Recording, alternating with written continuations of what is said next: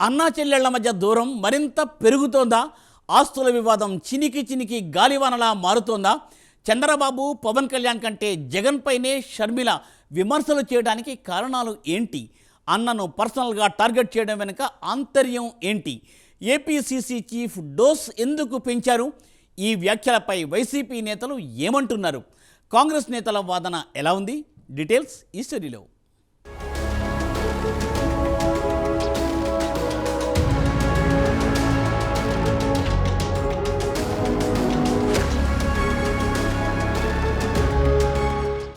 వైఎస్ఆర్ కుటుంబ వివాదాలు తారాస్థాయికి చేరుతున్నట్లు కనిపిస్తోంది. గతంలో ఎన్నడూ లేని విధంగా మాజీ సీఎం జగన్ పై ఆయన సోదరి పీసీసీ చీఫ్ షర్మిల మాటల తూటాలు ఎక్కిపెడుతున్నారు. మొన్నటి వరకు ఆస్తుల చుట్టూ వివాదం కొనసాగింది. ఈ సమయంలో మాటల యుద్ధం నడిచింది. ఈ వ్యవహారంలో విజయమ్మ జోక్యం చేసుకోవడంతో వివాదం కాస్త చల్లబడినట్లు కనిపించింది. అయితే ఇటీవల మళ్లీ డోస్ పెంచారు షర్మిల. అది కాస్త వ్యక్తిగత విషయాల దాకా వెళుతున్నట్టు కనిపిస్తోంది. ఇటీవల పర్సనల్గా టార్గెట్ చేస్తూ పలు విమర్శలు సంధించారు.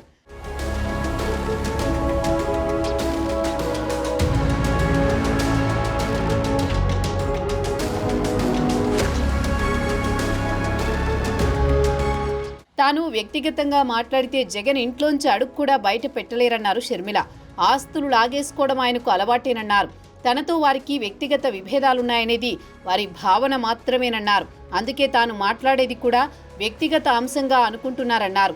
గత వైసీపీ పాలనలో 5 ఏళ్లు రాష్ట్రం మొత్తాన్ని దోచేశారని మండిపడ్డారు. ఋషికొండలో కొండ లేకుండా చేశారన్నారు. సోషల్ మీడియాలో సైతాన్ సైన్యం అరాచకాలపై మాట్లాడితే పర్సనల్ ఎలా అవుతాయో చెప్పాలన్నారు. ప్రజలు గుర్తిస్తే చాలు. బొత్స గారికైనా వైసీపీ వాళ్ళకైనా నేను పర్సనల్ కమెంట్స్ చేస్తున్నాను అని వాళ్ళు అంటున్నారు. పచ్చకామర్లు కమ్మినోనికి లోకమంతా పచ్చగానే కనిపిస్తుందట.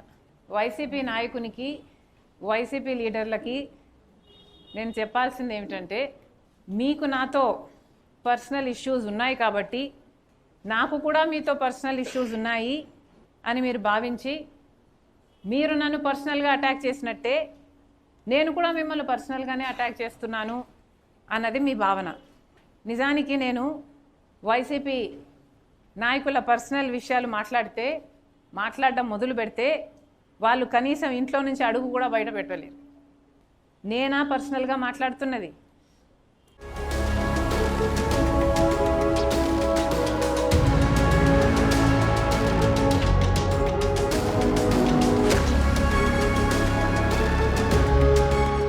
సెకీ ఒప్పందాల విషయంలో తప్పు చేశారని అందుకే భయపడుతున్నారన్నారు. గత జగన్ ప్రభుత్వంలో కాకినాడ పోర్టునే కాదు కృష్ణపట్నం పోర్టును కూడా బలవంతంగా రాయించుకున్నారన్నారు. గంగవరం పోర్టును సైతం పూర్తిగా అమ్మేశారన్నారు. వీటిపై సమగ్ర విచారణ జరిపించాలన్నారు. సెకీ ఒప్పందాలపై కేసు నమోదు చేసి విచారణ చేయించాలని ఏసీబీకి ఫిర్యాదు చేశామన్నారు షర్మిల. నా పేరు ఎక్కడైనా ఉందా?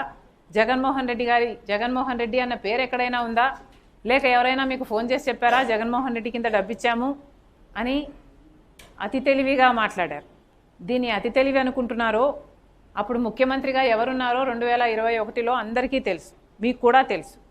మరి ఎవరున్నారో తెలియనట్టు ఆ పేపర్లలో చీఫ్ మినిస్టర్ ఆఫ్ ఆంధ్రప్రదేశ్ అని వాళ్ళు పేర్కొంటే ఇక జగన్మోహన్ రెడ్డి గారు కాక ఎవరవుతారు? దీన్ని మీరు అతి తెలివి అనుకుంటున్నారో లేక వెటకారం అనుకుంటున్నారో మాకు తెలియదు, కానీ ఇది మాత్రం వెర్రితనంలాగా అనిపిస్తుంది.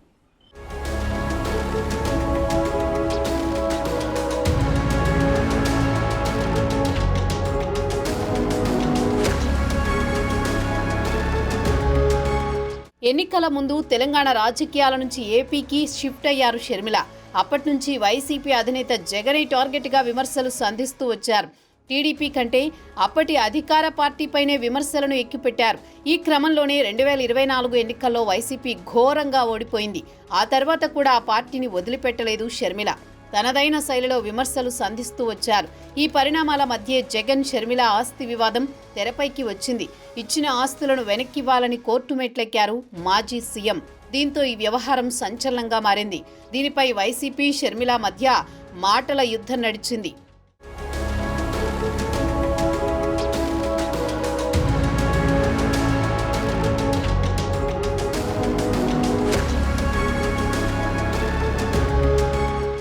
ఆస్తుల వివాదంలో చివరకు విజయమ్మ జోక్యం చేసుకున్నారు. తన 2 పిల్లలకు సమానంగా ఆస్తి రావాలని ఇదే వైఎస్ఆర్ మాట అని స్పష్టం చేశారు.